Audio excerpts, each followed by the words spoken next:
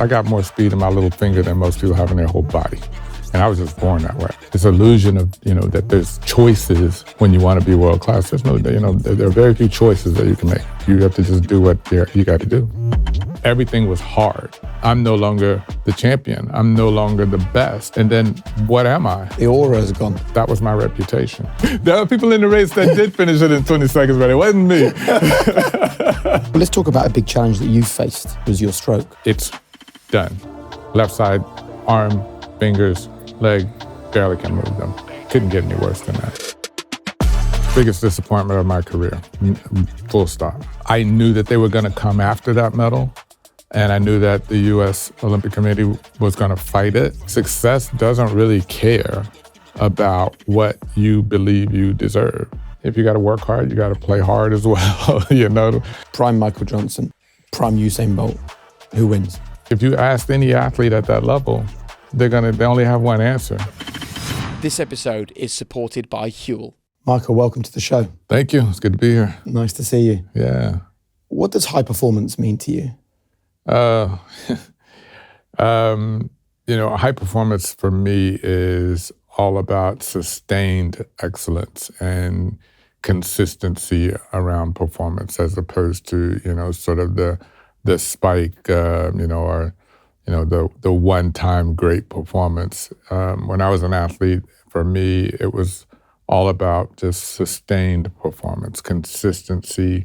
Once I established a level of high performance in a race, then my expectation was that I'm going to always, sort of hit that point consistently again and again and again, or better. But, there was no tolerance for, sort of dips in performance that are dramatic. That was not acceptable for me. So I look for that in everything. It's all about consistent, sustained high performance. So should we talk about how you get to the peak first? Or should we talk about how you sustain it? Where should we begin? Well, they're both very different. So, pick your poison. And both, are filled with poison. Neither is easy. So pick which one you want. Which is harder? They're both hard. That's the thing. They're both hard. I think, I think the common mistake is, people think that, getting to the top is hard, is the hardest. And it is. It's really hard. There's no doubt about it. But once you get to the top, you have the benefit at that point of knowing that, okay, I can do this. Now I've accomplished a significant, feat in getting to the top. Staying there is a whole different set of challenges. When I first started in my career, and Carl Lewis and those sort of folks, the big names, I had to knock them off in order for me to be on top. And that was extremely difficult, but no one knew who I was. No one was scrutinizing my performances. No one was, questioning my choices of how I train and where I race and how I race. But obviously, I wasn't on top yet, and I'm, not as confident that I can actually ever get to the top because I've never done it before. I've got to beat guys like Carl Lewis. I've got to beat some of the best in order to get there, and I hadn't done that yet. So sometimes am I sort of doubting myself? Absolutely, and things go wrong, you have a setback. You don't sort of have the confidence to fall back on well, I've already gotten to the top, so I know that I can get back there, after a setback. You haven't even been to the top, and you have a setback, and so you're like, am I ever going to get there? So once you get to the top, now, you got to stay there. Everybody's scrutinizing you. Everyone knows you. Everybody's watching your every move. Everybody's got an opinion. Fortunately, when I was competing, there was no social media, so they could make their opinion about me known to their friend, but they couldn't just post it to the world.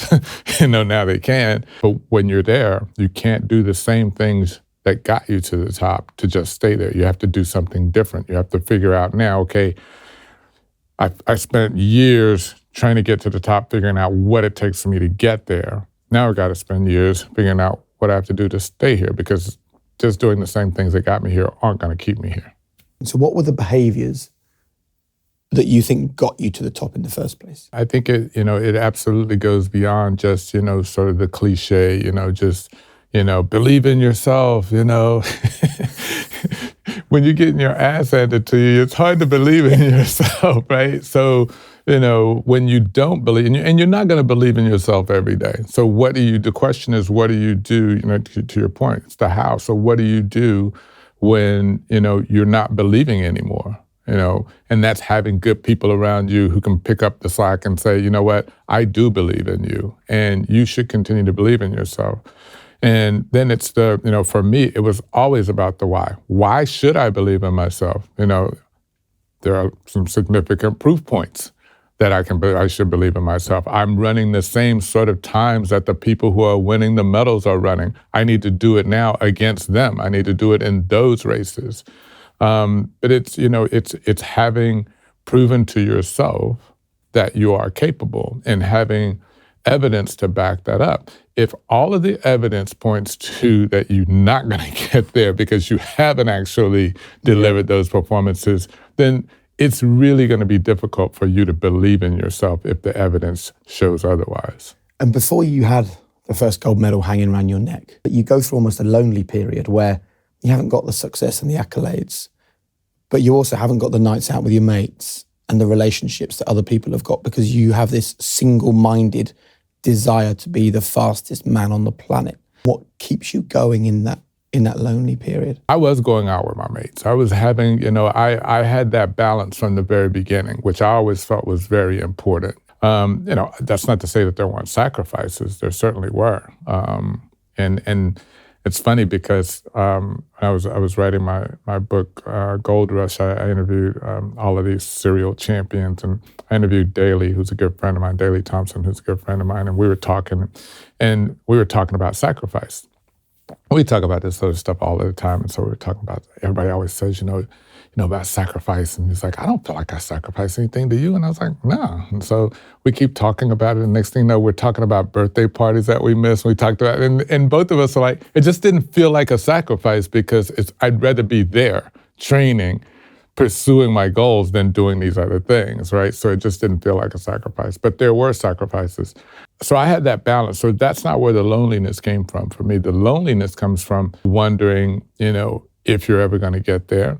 No one else, regardless of how many people you have around you that are supportive, they're not you. They're not the one with this talent and this belief in the talent. And also knowing that everyone else believes in me as well, but I have to be the one to go out there and do it.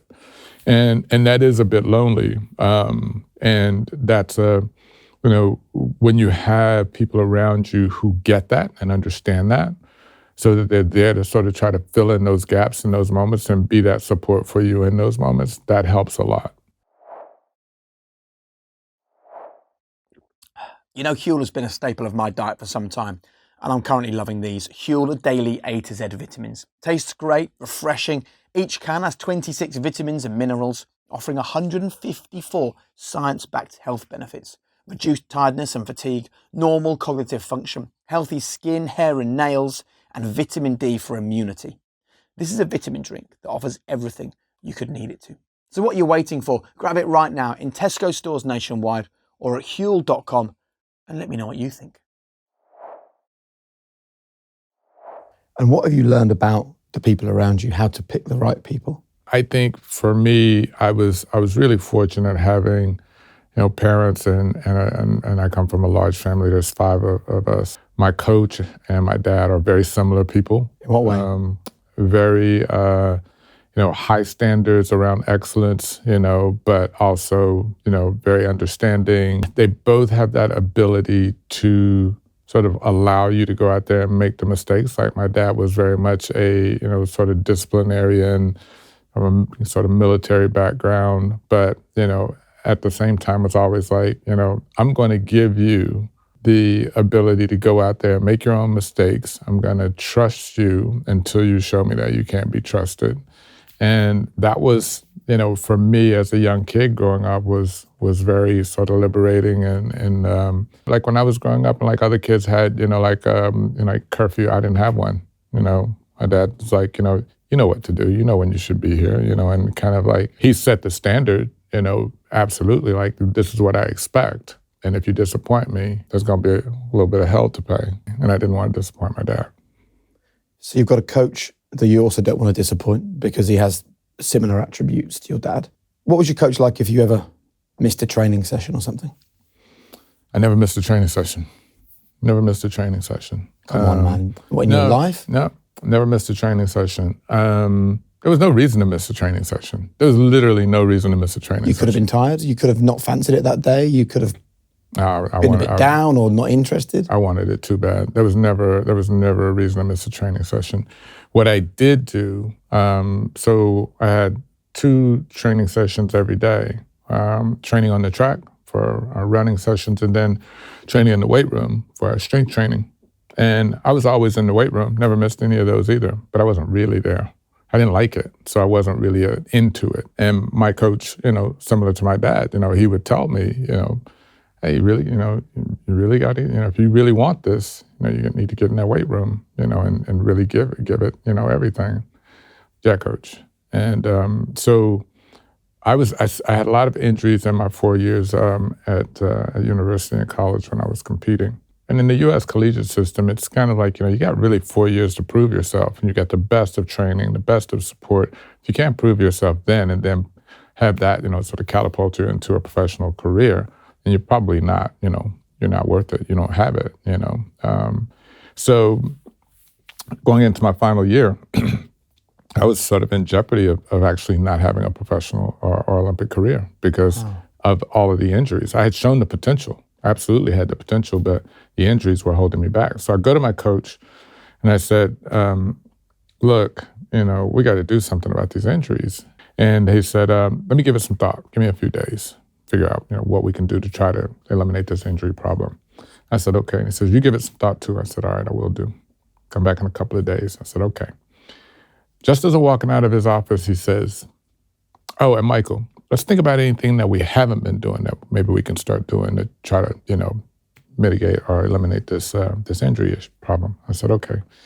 I'm walking out of his office, walking to my car, and it just dawned on me, I know exactly what he's talking about. What am I not doing that I could be doing better? And it's strength training. I mean, I always knew that, every world-class sprinter, it is in the weight room getting strong. And I realized that, I have been trying very hard to avoid the thing that I don't like because I'd rather just do the thing I do like and trying to make this, sort of excuse and trying really hard to, become the first world-class sprinter ever to do so without weights. And and I committed to it and finished that year without any injuries and ended that year the first person ever in the world to be ranked number 1 in the world in the 200 and 400 meters. The fundamentals matter. It takes what it takes. There's, this illusion of, that there's choices when you want to be world class. There's no, there are very few choices that you can make. You have to just do what you got to do. It takes what it takes. I love that. There's very few choices. Yeah, no, there are very few choices. The fundamentals come first, and you absolutely have no choice there. Those are critical, and you'd be surprised just in life how many times people try to avoid the fundamentals when that part is hard or that part they're not, necessarily as good at. And we want to do the things we're good at. We want to do the things we like, and we'll just sort of try to create and weave a path that avoids the hard things sometimes.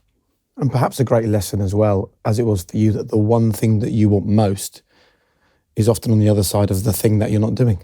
Exactly. Yeah. No doubt. So we talk often about the difference between the mental and the physical aspects of sport. Dame Kelly Holmes has sat where you're sitting and said her success was 80% mental, 20% physical.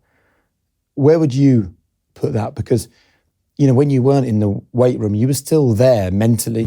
But it was the physical element that was letting you down and that was stopping you from achieving the thing you really wanted. So where do you put the balance? 100% and 100%.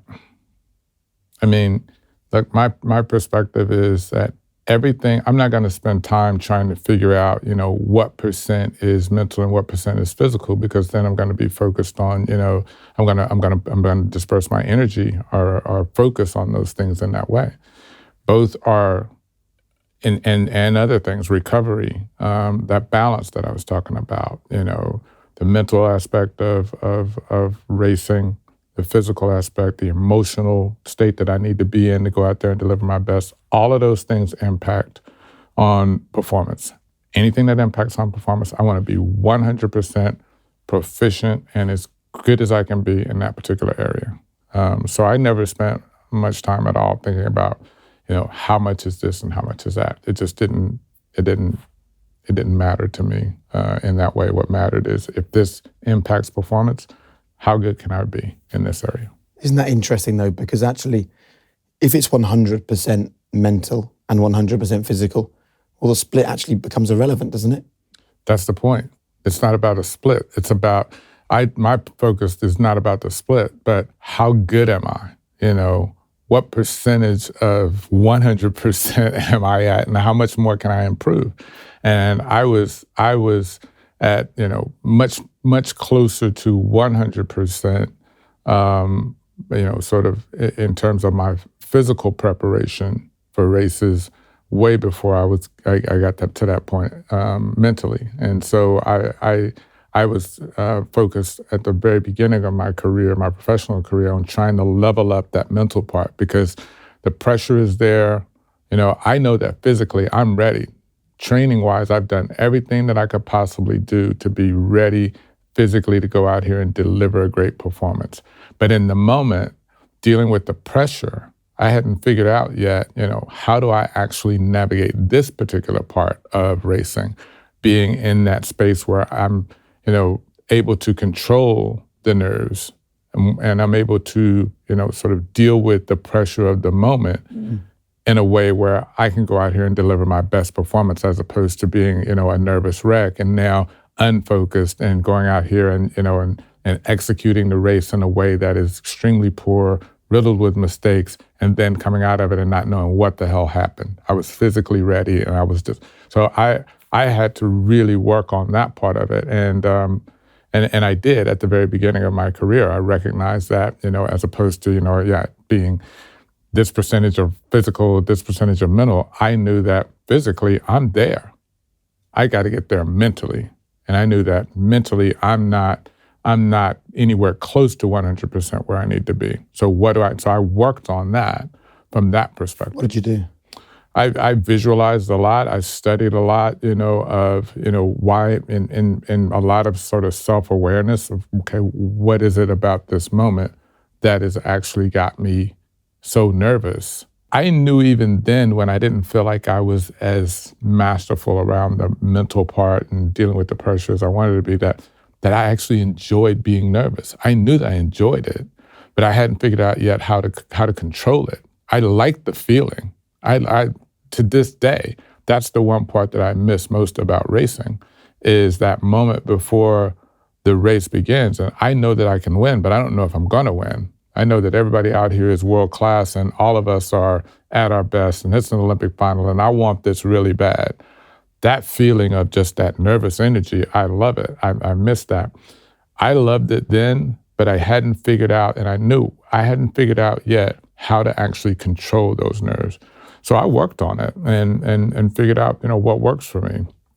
And what worked for me was just being absolutely focused, no distractions, and focusing only in those moments, focusing only on and thinking only about the things that I can control, which is how I'm going to run this race. So I spent that entire time visualizing how I'm going to run this race, what might happen, and how I'm going to react to those things during the race.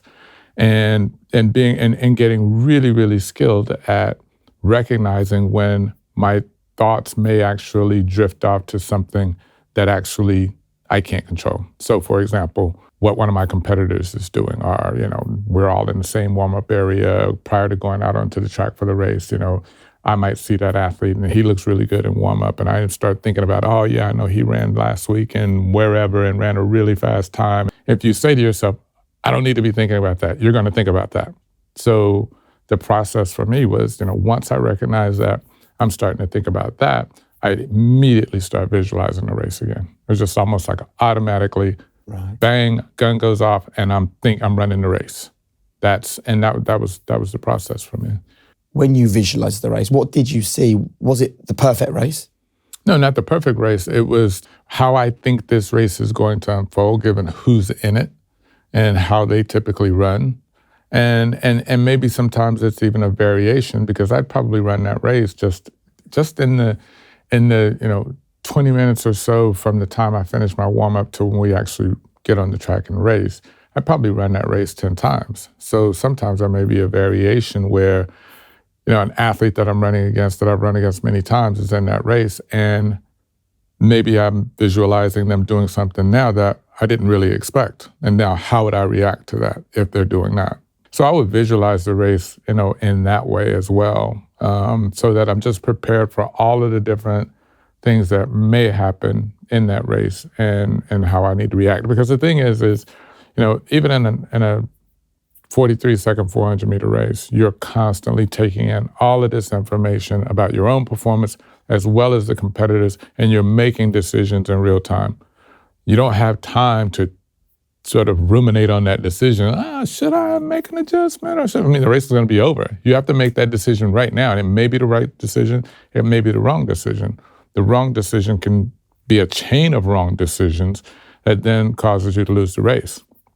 So, visualizing it and being able to react quickly, because you visualized it and you're now not surprised by those things, is a tremendous help. That is so interesting for me because, as you know, I grew up watching you in your prime. And did you wear a chain when you ran? Mm-hmm. I have this image of, the camera that's at the end watching you come down the back straight, right? And you're upright as you were. Your face is so relaxed, like your jaw is, like your lips are going up and down, your jaw is going up and down, the chain is bouncing around. I remember watching that as a teenager thinking, that guy's so in flow, he's not even thinking about anything else other than running. But what you've just explained is that you've got, over that 20-odd seconds, a million thoughts are coming into your head. You're reacting constantly. Yeah, I don't think we do a very good job in our sport of explaining to people the intricacies of racing. And that's another thing. We don't call it racing. We call it running. Well, everybody runs, and what do people do when they run? It's sort of mindless, right? Yeah. But you're not running, you're actually racing. And you're having to balance in the race between producing the fastest performance you can, but also racing against the other people and making adjustments based on what they do. You'd be surprised that just even over a 100-meter race, less than 10 seconds, you're executing a strategy and you're racing against other people and making decisions and taking in a tremendous amount of information and executing based on that. How would you be mentally walking to the blocks for something that's going to last 20 or 40 seconds, that's taken 4 years of preparation? What's the final thing that you're thinking about in that moment, that so much work is determined in such a minuscule amount of time? Well, first I'm thinking, if this race takes 20 seconds, I'm going to be done. I'm last. Okay, yeah, all right. There are people in the race that did finish it in 20 seconds, but it wasn't me. No. Ever the competitor. So yeah, going to the blocks, I'm thinking only about the race, nothing else, only about the race. So the weakest part of my race was always my start. My start was not great, never was great. And as a 200-meter sprinter, I was typically in the 200 meters competing against 100-meter sprinters who are 100-meter specialists, 100, 200. I was 200, 400. They are amazing starters. So that was always going to be my weak part. And I couldn't give up. I was never going to be the fastest out of the blocks, but I couldn't give up too much ground. That was the biggest thing for me. You can't give up too much ground to these guys. I was always focused at that point as I'm walking to the blocks, thinking about reaction to the gun, how well I can react to the gun. So I'm constantly just thinking, trying to get my nervous system really hyperactive and trying to really focus on just reaction. Again, a lot of visualization. So, but this time it's more auditory. So just kind of thinking, just like imagining that I hear a gun go and just to react, hearing the gun go and react, hearing the gun go and react. And really drilling down on, your natural tendency is to listen for the gun. But if you listen for it, it's too late. Sometimes, there's a false start. And, the person, of course, is going to act like, what did I do? And they'll start, pointing at somebody in the stands or, I heard something or I saw something, because that's a legitimate excuse. If you you should be out of the blocks and gone if once the starter says, take your marks, and you get into the set position, the next thing should be the gun. So if anything, a camera clicking or something goes up, you should be gone because you're just so hyper aware to that sound or anything close to it should set you off. So what I was trying to do is just kind of get that nervous system up to a point where I'm so reactionary that I can actually get out, and not give up too much ground to my competitors. It is absolutely fascinating. Everyone, in truth, is looking to be the best they can be in their own world. And everyone suffers and gets derailed by setbacks and disappointments, right? Yours is just on a global scale at the elite top of the sporting world. But I'd be really interested in what those difficult moments taught you, how you dealt with them, that would be valuable for people who aren't in your world, but actually would still benefit from hearing you talk about it. Yeah. So first, that's the biggest disappointment of my career, full stop. I had gotten food poisoning. So I was world champion, ranked number 1 in the world for 2 years, undefeated, and, huge favorite to win the 200 meters at the Olympics. And a month or so, 6 weeks or so before, I had just missed out on the world record, just barely missed it at our Olympic trials. So I was in the best shape of my life. And when I got to food poisoning, it was about a week or so before I was competing. So at that point, you're not really doing any sort of strenuous work. You're in a taper mode where you're basically, just working on starts and, very technical things. Had we done any training that was, sort of strenuous, type of training, I would have known that, there's something going on. I've lost a lot of strength. So I fully expected, even though, because by the time my first race, at the Olympics came on, I was over the food poisoning. I was over it, back to being fine, felt fine. But that first race, I went out, gun goes off. First time, usually in a first round, I can just I'm going to run the first 100 meters of that 200 meters, and then I'm going to have a huge gap, and then I'm just going to, because it's the first round and most of the athletes they're not going to be in the final. But I find myself just in an absolute battle of a race in the first round. This has never happened to me before. Like, what is going on? I feel like I'm running in someone else's body. I don't feel like I'm running in my own body. I'm extremely weak. And it takes everything. I win that race, but just barely. And it took everything in me. And I knew immediately something's wrong. And it got worse in the next round. And then I ultimately didn't make the final. So very disappointing and embarrassing. One of the biggest favorites, in front of the entire world. And now I'm out. And that's all everybody's talking about. What happened? What's going on with Michael? And I knew of athletes who were world record holders, world champions, that had but never won an Olympic gold medal. And I never wanted to be that. And that was the one thing missing at that point. I had done all of the other things already in my young career. One thing as an Olympic athlete, because the Olympics is, it's every 4 years, not every year, it's every 4 years, you may never get back there. Most people make it one Olympics. I was fortunate to go to 3, but that's rare. So was there some fear at that point? Absolutely. There's fear of, that I may not get back here. This may have been my one shot. What does this mean for my career going forward? There were some moments where I started to question myself, question my talent, because, if you look at it from one perspective, I was a world champion. I was the best in the world. It's all I've known my professional career. From the moment I left college and became a professional, I was the best, not only in the 200 meters, in the 400 meters, and making history right away. So for that, this was my 3rd year as a professional. For that 3 years and up to that point, my whole reputation was I just win everything, and I win big, and I'm unbeatable. That was my reputation. So now that I'm no longer the champion, I'm no longer the best, I'm no longer this unbeatable. And then what am I? The aura is gone. Yeah. So what am I then? And I've always been a realist, like brutally real with myself. And as I started thinking I was just at home by myself one day and I was thinking about, okay, well, next season, what's that going to look like? World championships coming up and, full season next year, what's that going to look like? And the reality, as I started thinking about, well, what's that going to look like is I'm going to be racing against all of those guys that won the medals, the gold medals, silver medalists, bronze medalists. I'm going to be racing against those guys. These are the same guys I've been racing against for the last 2 years. Every time I raced them, I beat them, except this one time, because I had food poisoning. The reality is, if I can avoid getting food poisoning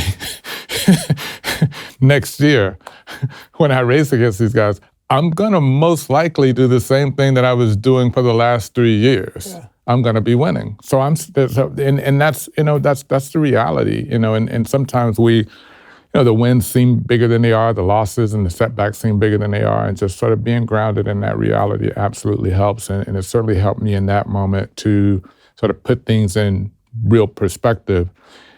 But it helped to also allow myself to go through that period of being really disappointed and sad and scared and angry and all of those things to then get to the point where, all right, let's get on with it. You need to hear this, okay? Your gut matters. It's a vital building block to health. Now, you might not know that 70% of your immune system is in your gut. I didn't know that. And 95% of serotonin, which is the feel-good chemical, is created in your gut. And if there's one thing we need more of, it's a feel-good chemical, right? That's why when it came to choosing a probiotic, I had to know it was proven and that I could fully trust it. And this is it. Biotic by Heights, specifically formulated to give you everything you need for your gut, your mind, and your immune system. I take it every day. And the difference for me is real. And you could trust me, fine, cool. Or you could trust the tens of thousands of high performers and elite athletes that rely on Biotic every day. So join tens of thousands of high performers and try Heights with an exclusive 20% off your first month only with this podcast. Go to heights.com/HP or enter the code HP20 at checkout. You'll love it. I like the description you have of you're brutally realistic with yourself. I am really honest with myself. I am very much evidence-based in everything that I do. What's the, we talked about earlier, believing in myself. I believed in myself because I had evidence to prove that. And I think I have the benefit of also believing that hard things are going to be hard. It's not easy to become Olympic champion. It's not easy to become the best in the world. It's not easy to even become a professional. One of the things that makes it so great and so desirable is that not everybody can have it. Mm. There are only a few of us at the very, very top that get to be there. And so just because I want it, I didn't grow up I certainly didn't grow up in a household where, everything I wanted I got, or, there weren't people from my neighborhood who went on to, just achieve amazing things. Everything was hard, and you didn't just get what you believed that you deserved. You got what you worked for. That's just the reality of the situation. And I think I benefited from that. And so, I didn't expect any of these things to be hard, to be easier. I expect them to be hard. And so that sort of being real with yourself is looking for evidence to, beyond just the emotional sort of, I want it, and I believe that I should be there, or I believe I deserve it. Doesn't matter. The success doesn't really care about what you believe you deserve. And it's hard. So, for me, being really brutally honest and realistic with myself is, asking those hard questions around, why do you believe that? Why should you? Why do you deserve this? More so than anyone else. Try that. Think about, why you? Yeah. I would ask myself a lot of times as when I was having all of my success even, why me? Because I had a lot of friends who wanted to be in this position. We all ran. We all dreamed of being professionals, going to the Olympics. And they didn't get there, and I did. Why was it you then? I got more speed in my little finger than most people have in their whole body, and I was just born that way. And I'm very fortunate in that way. Now, once you get to, the elite level, now everybody's got a lot of speed, but I still was born with more than them, and an ability, but how much more? Now it's marginal. We talked about, in the 200 meters as an example. I'm running against guys that are much quicker than me in terms of just absolute foot speed. They've got more than me. They've got more speed than I have, but they don't have the ability to hold that speed as long as I do. So I have to find the advantages that I have, train those, and that's the other reason why me. I had a great coach. We were a great team. We found things in me that were advantages that most people never knew, existed in an athlete. The ability to hold my speed longer than most people, the ability to run more upright, and run with a different style than other people do. That may not be something that needs to be changed just because it doesn't look like everyone else. That may be an advantage, and it turns out that it was. Well, I remember people saying, if he changed his running style, he'd be even quicker. But you just won the... Well, and again, and that's so again, one of the why me is because I had a great coach, and we took a very scientific but also a very practical approach to things, and that instead of assuming very simply that if everyone else runs this way, Michael will run faster if he runs that same way. We didn't make that assumption. Even from the very beginning, even when I wasn't winning, my coach didn't make that assumption. He took a look at me from a biomechanical standpoint and thought, I think that, there's something there. And there was. And so those are the reasons why, why me, is because we were able to, on top of me being, very, very blessed with a tremendous amount of natural talent, we were able to also figure out, how to get the most from that talent. And then just from a personal standpoint, the athletes who thrive and have the sort of talent that I have and those who don't comes down to just how you make decisions, your decision making. The decisions you make impact everything you do, and I was fortunate to make mostly the right decisions most of the time. I love that phrase, by the way. Success doesn't care what you think you deserve. It's true. Most of the time, you're going up against something, whether it's other people or whether it's, just a process or a system or a process of, improving yourself. It's always, an uphill battle, and you don't just get there based on what you deserve. You get there based on what you do. You based your life on evidence, not really on emotion, and you voluntarily handed back a gold medal. Mm. Before we talk about why you did that and what you did, all these years later, how does it feel when I say MJ, 4-time Olympic gold medalist? I'm used to it now. So I won the 5th of my 5 Olympic gold medals. That was the last one in Sydney, 4x400 meter relay. I retired after that. I retired a 5-time Olympic gold medalist. Never thought I would end up going backwards. Right? That never even entered my mind. And so then it is, I believe, 6 or 7 years later, Antonio Pettigrew, who was on the 4x400 meter relay with me in Sydney, had also retired, but admitted in a grand jury investigation into the Balco drug scandal that he had actually been cheating and using performance-enhancing drugs during that time. Had never tested positive, which tells you, just how intricate that process was then, where people were actually cheating and never even got caught, had retired from the sport. Had he not admitted it, no one would have ever known. And so when he admitted it, I was obviously very disappointed because I was associated with that relay as one of the four team members.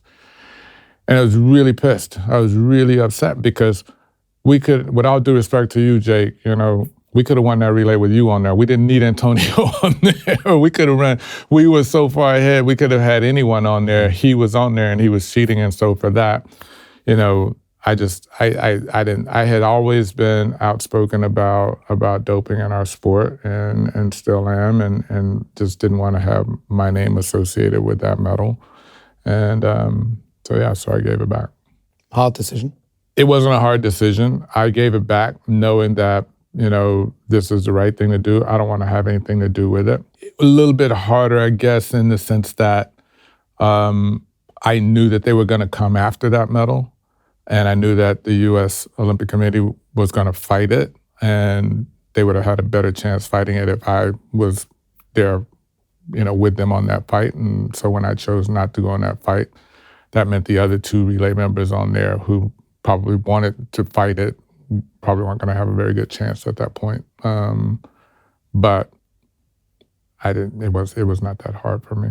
It was disappointing. I was very angry for a while because now I'm 4-time Olympic gold medalist, not a 5-time Olympic gold medalist through no fault of my own.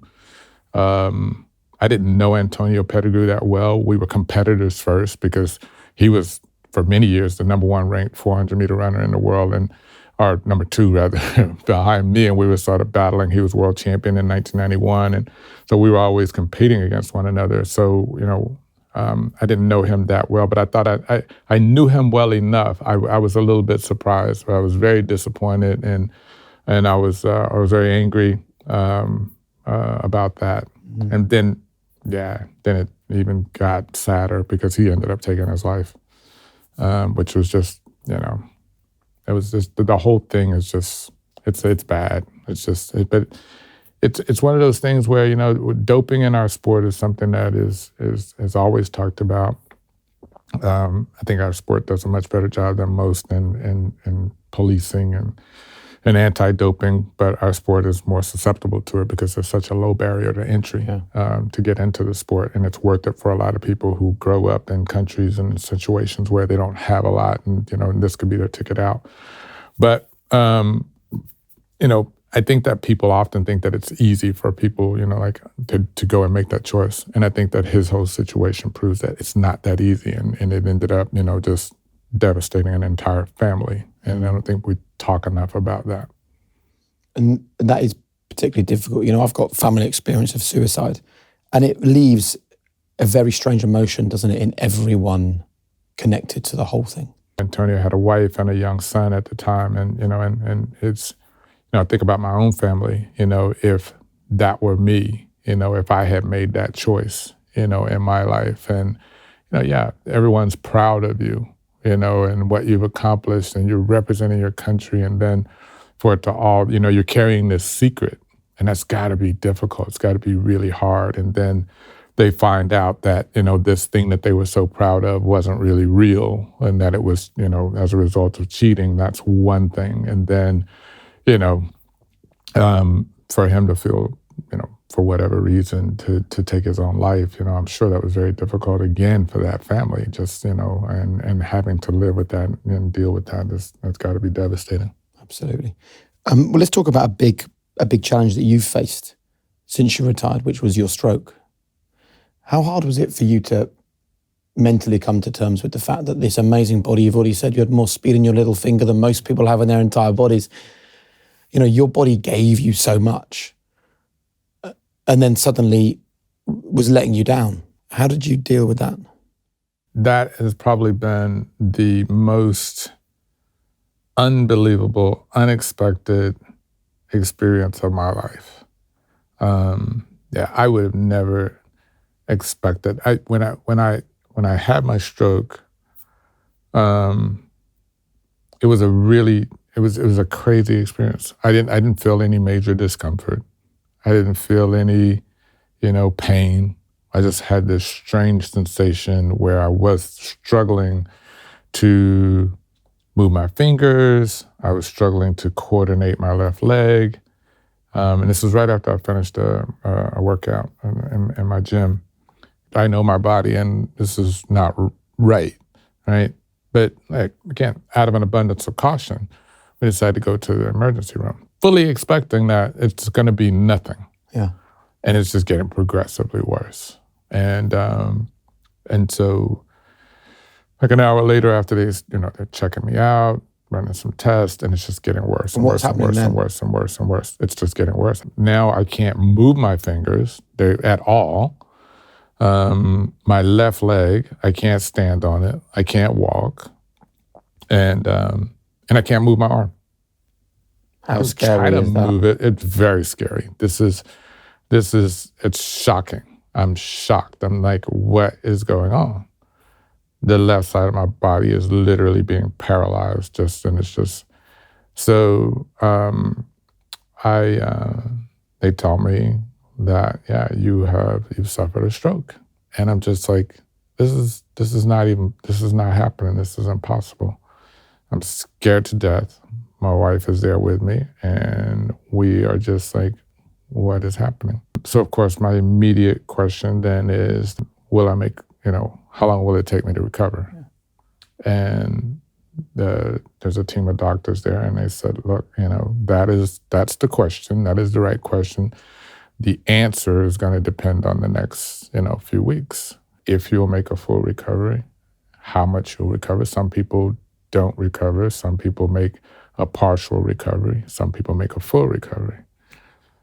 You're probably the candidate for full recovery, given that you're in good shape, but can't guarantee anything. And it's going to depend on the next few weeks. Mm-hmm. And I had one doctor who told me, primarily it's going to depend on you. So I bet you quite liked hearing that, though. Yeah, I mean, that plays into everything that you've told us so far. Yeah, no doubt about it. But he's one of a group of doctors who have said, and all of this continues to come with, no one has any concrete answers for me. So in this situation, I have no evidence, right? So the reality right now is that I'm sitting here, laying here, and I can't stand and I can't walk. And I need help doing everything. The symptoms get worse and worse. They get then worse. Stop getting worse? They stop getting worse at that point. After treatment or? No, so there's no treatment because what I had was an ischemic stroke, which means that there was a blockage deep in the right side of my brain. And by the time I got to the hospital, the first thing if you've suffered a stroke, the first thing that happens is they'll do a scan. And you may see some blockage. And if there is blockage there, that means that the blood is obviously not getting out to all of the places it needs to get to. They will give you a medication that's basically called a clot buster, and it just dissolves that clot so the blood flow can continue going. So now it stops, so whatever damage is done to that point is done, but it doesn't continue. So that's why you hear nothing else. If you're experiencing any sort of, discomfort, weirdness, and lack of movement, face drooping, slurred speech, that sort of stuff, get to the hospital as quickly as you possibly can. When they did the scan for me, they didn't see anything. And the doctor said to me at that point, it looks, we think you may have had a stroke, but we're not seeing any clots or any blockage. And I was thinking, you're not seeing any blockage because there's no way I had a stroke. Yeah. That's my thinking. But then you're fearing, what else could this be though if there's not a stroke? But I'm relieved that, because stroke sounds really bad, because it is. So I'm relieved that maybe it's not. So it's not that. So maybe that's good news. The next step was then doing an MRI. Get in the MRI, and I've had lots of MRIs from pulled hamstrings and things, and I always just fall asleep in the MRI machine. Get in there, roll me in, fall asleep, wake up, roll me out, try to get off. Now I can't. Now it's done. Left side, arm, fingers, leg, barely can move them. And that was it. So that was the pinnacle. That was where, okay, now this is worse. I mean, it couldn't get any worse than that. And that was, so it never affected any of the right side of my body, never affected my speech, never affected my face or anything. It was just my left arm and leg. Mm-hmm. I could have very well just tried to sleep it off, and I probably wouldn't be here today. So the important part is I got to the hospital quickly. And then the recovery.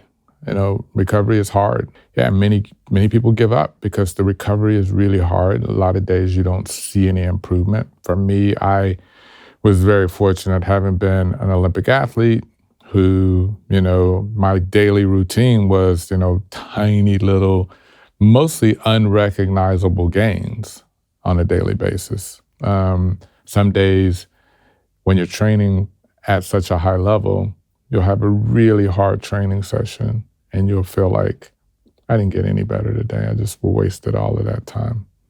But as an athlete that I did get better. And that's the case for stroke victims a lot. You'll go through not just a day, sometimes there's a period where you're trying to get better because you're trying to regain movement. And some days you feel really good. And that's the motivation to come back tomorrow and keep trying to get back. So a lot of people who don't recognize those, they haven't been trained like I was to recognize those little tiny gains and improvements, don't recognize them, and they feel like they're getting worse. So they stop and think, this is it.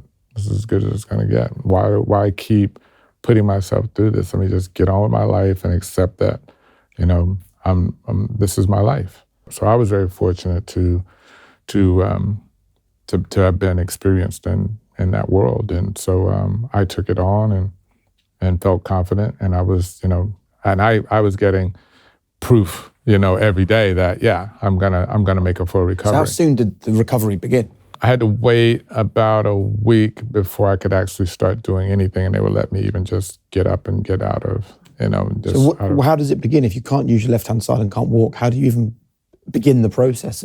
So the good thing is that I was in very good shape, before I had the stroke. So my right side is pretty strong, so I could use that and just compensate for what I couldn't do on the left side. So it starts with just getting up and starting to try to walk. And I had a physical therapist.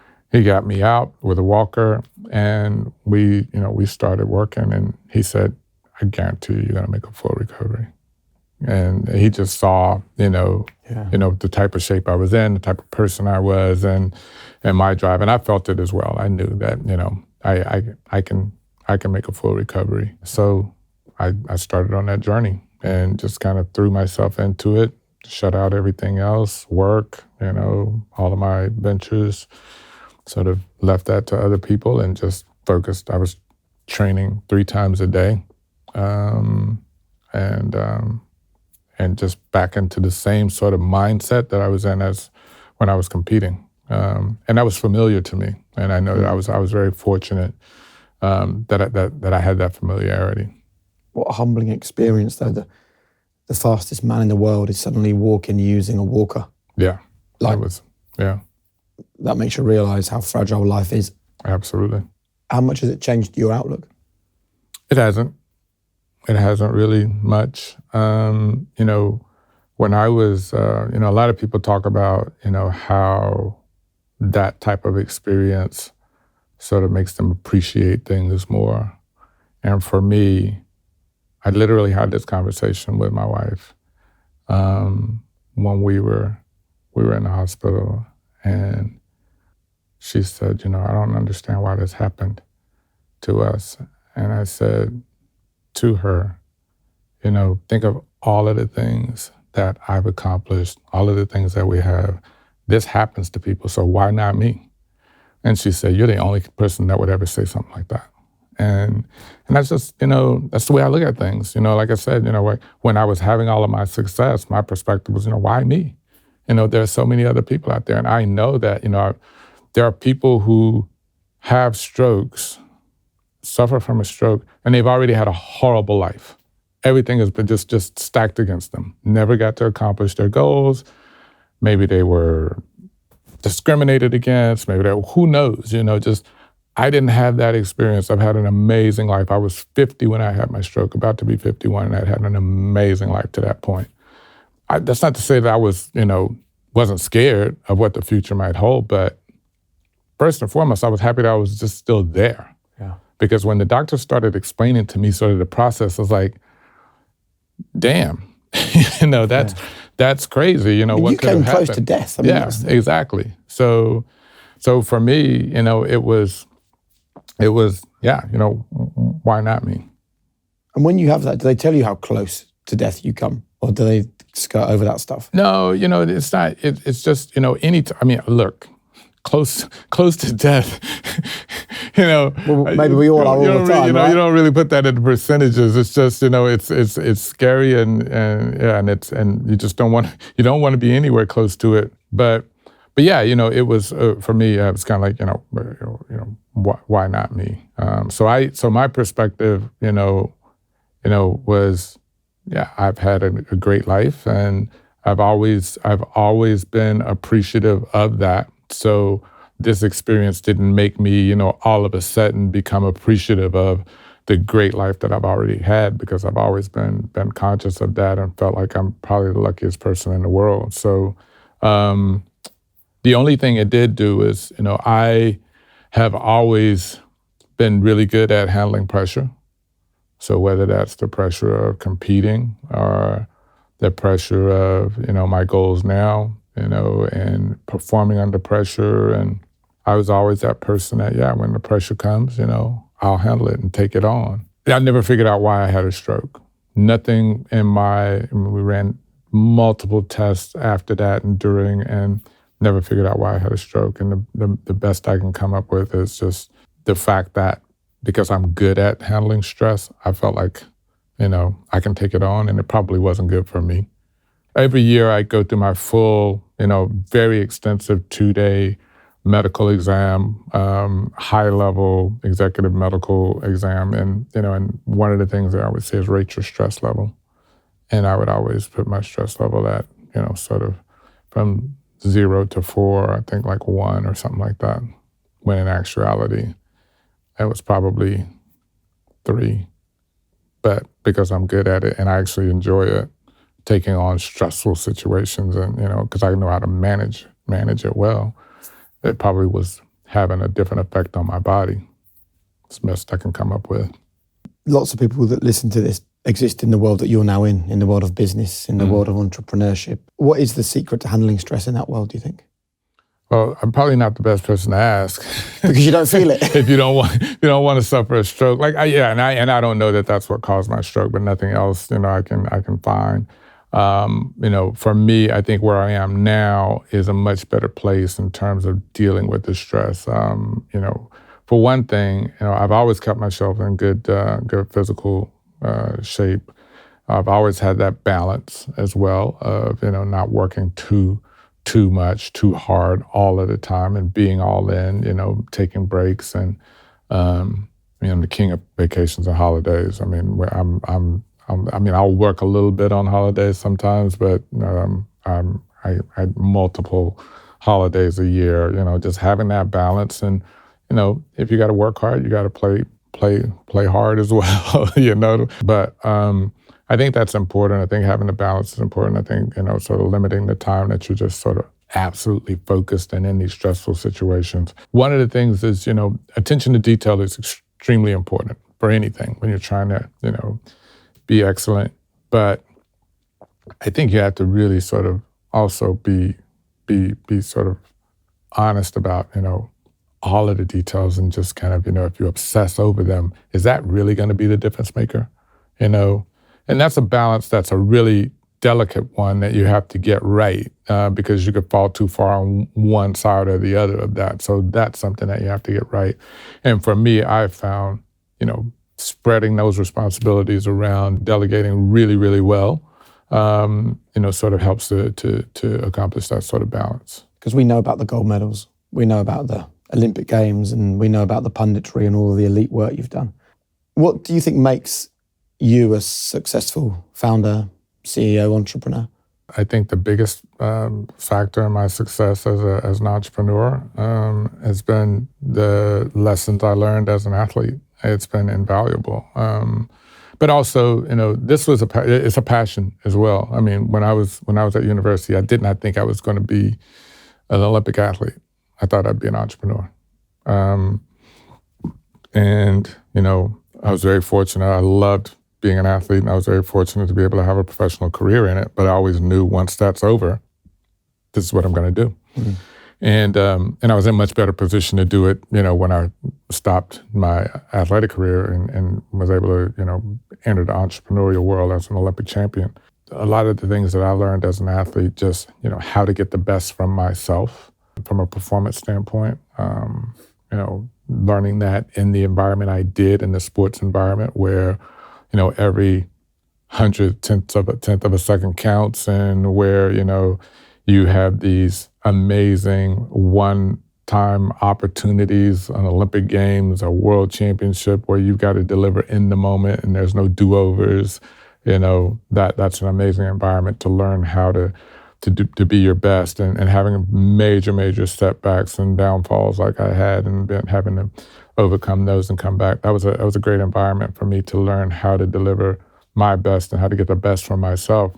And as a manager of people, I was able to learn early on that, my ability to help them lies in my ability to help them understand how to get the best from themselves and how to figure that out the same way I did, as opposed to, hey, here's how I do it, just do it the way I do it, because everybody's different. So in managing people, I understood that my role is I'm in a unique position to be able to share with them. This is how I figured out how to get the best from myself, and what I respond to best, and how I, emotionally and mentally get myself in a space where I can be my best. Now, that was my process, and I'm going to share that process with you, and now you figure out how to apply that to your own life. Would you share the key elements with us for people who are looking to be their best? Yeah, it's a lot of it's self-awareness. It's a lot of self-awareness and understanding sort of yourself and how you tick. When I was just, nervous, and the nerves are controlling me instead of me controlling them before a race, like, why is this happening? Why am I so nervous before this race? And the point about the nervousness was it's extraordinarily uncomfortable. Yeah. And the question I had then was, can I actually get comfortable with this? And yeah, I can, by controlling the nerves and instead of allowing them to control me. Brilliant. Time for some quick fire questions if you're happy. Sure. The 3 non-negotiable behaviors that you and the people around you ideally should buy into. Excellence should always be the goal. That's definitely one. You don't want to just settle for short of excellence. You might fall short of excellence, but that should be the goal. Teamwork makes the dream work. Silly, goofy phrase, but absolutely. Team is everything. And a team that doesn't that isn't cohesive and doesn't work together is an absolute disaster. I've seen it. Third, no shortcuts. No shortcuts. If you could go back to one moment in your life, where would you go and why? I would go back. It's going to sound weird. I'd go back to 1992 in Barcelona when I had food poisoning. I don't remember a lot of that. I don't remember a lot of that experience. I think I buried it so much after I, was done with it, kind of once I got over it, because it was a horrible experience. So in that situation, I didn't win the gold medal as a 200 meters. So I won a gold medal at that Olympics in the 4x400 meter relay. It's one of my 4. I barely remember it. I remember all the other 3 like yesterday. I barely remember that one because it was in such a cloud of sadness and anger. And, I was out there and I was just like, I'm just doing my part as part of this team. And, I didn't really care much about it at the time. Now I cherish that medal because it was under a really difficult circumstance. So I'd go back there. What's your biggest strength and what's your greatest weakness? I think my biggest strength is, my being just a realist. Part of that is just, and also understanding myself. I think I understand myself really, really well. It's an ongoing journey that I've been on since I've been, a teenager, trying to understand myself to get the best for myself. I think that's probably my biggest strength. I understand how to get the best for myself because I understand myself so well. Up until recently, my biggest weakness was just, not relying as much as I need to on others. But I've corrected that, probably overcorrected it. and I'm happy about that. I enjoy, now just, sitting around, conference table and team meetings, and somebody's got to take on that challenge, and me just sitting on my hands, making sure that I don't raise my hand and take that on, and letting somebody else do it. Love that. Prime Michael Johnson, prime Usain Bolt. Who wins? Look, if you ask any athlete at that level, they only have one answer. It's going to be themselves. You ask Usain. I've asked Usain that question, and his answer was predictably him. And my answer is predictably me. The good thing for me and for him is that we don't actually have to ever do that. Why would you win? Look, I did not go into any race, and I had some major competitors during my time, 200 meters and 400 meters, and sometimes I went into one of those races at a disadvantage because I was just coming out of the other one. And I just always, I didn't get into any races I didn't think I could win. I think, I could rise to whatever occasion. Usain's amazing athlete, and he would have had an advantage on me a little bit out of the blocks. But, when he's slowing down at the end, he's not the most efficient at the end of the race. I'm extraordinarily efficient. I would have beaten him on speed, endurance, ability to hold my speed, and my ability to be more efficient. And I'm just going to stick to that to the day I go to my grave. Perfect answer, because no one will ever know. So no one will ever know. So I have that advantage. No one will ever know. Brilliant. Look, the final question, the thing you'd like to leave people ruminating on, thinking about, reflecting on, your one golden rule for living a high-performance life. Balance. It's all about balance. High performance to me is sustained, consistent high performance, and you have to have balance in order to do that. You can't, just sort of be all in on everything and just, and sort of, no balance and just all in on this one thing and sustain that. That's not sustainable. Michael, thank you very much. Absolutely enjoyed it, man. Me too. I love that.